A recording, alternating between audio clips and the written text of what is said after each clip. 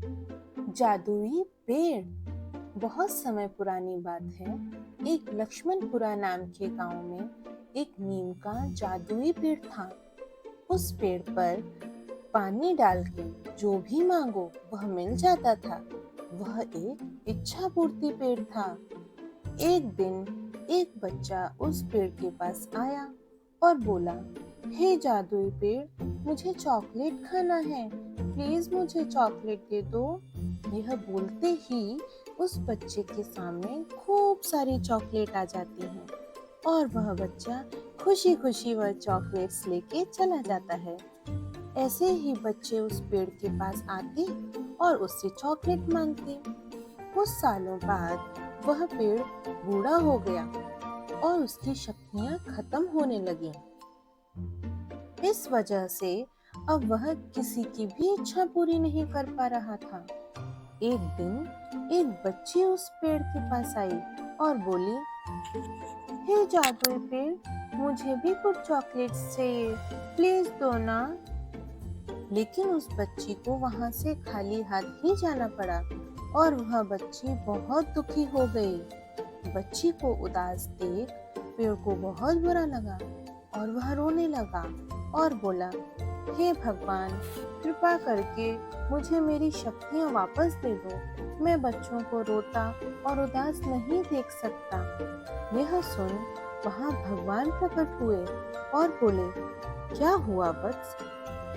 तो पेड़ बोला, प्रभु, मैं एक इच्छा पूर्ति पेड़ था, सभी इच्छाएं पूरी करता था, लेकिन जैसे जैसे मैं बूढ़ा होता गया मेरी शक्तियां खत्म हो गईं और अब मैं किसी की भी इच्छा पूरी नहीं कर पाता, जिससे बच्चे दुखी हो जाते हैं और मैं उन्हें दुखी नहीं देख सकता। यह सुन भगवान बोले, एक उपाय है जिससे तुम्हारी शक्तियां वापस आ सकती हैं। पेड़ बोला, वह क्या भगवान?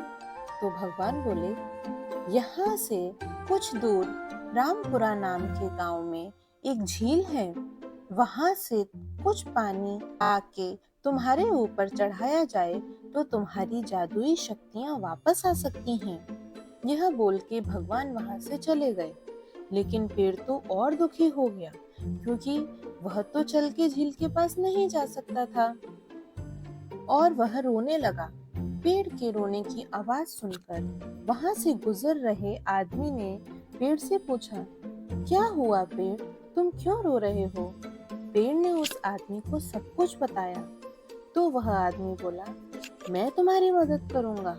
और वह आदमी रामपुरा नाम के गांव में उस झील के पास गया और वहां से उसका पानी लेके आया और उसने वह पानी पेड़ पर चढ़ाया। उस पानी के पेड़ पर चढ़ते ही पेड़ की सारी जादुई शक्तियां फिर से वापस आ गईं और फिर उस जादुई इच्छा पूर्ति पेड़ ने उस आदमी को इनाम में सोने के सिक्के और पैसे दिए। अगले दिन वह बच्ची उस पेड़ के पास वापस आई, जो पेड़ से कुछ ना मिलने पर उदास होकर वहां से चली गई थी। और फिर वह पेड़ से बोली, हे जादुई पेड़, प्लीज मुझे चॉकलेट दो ना।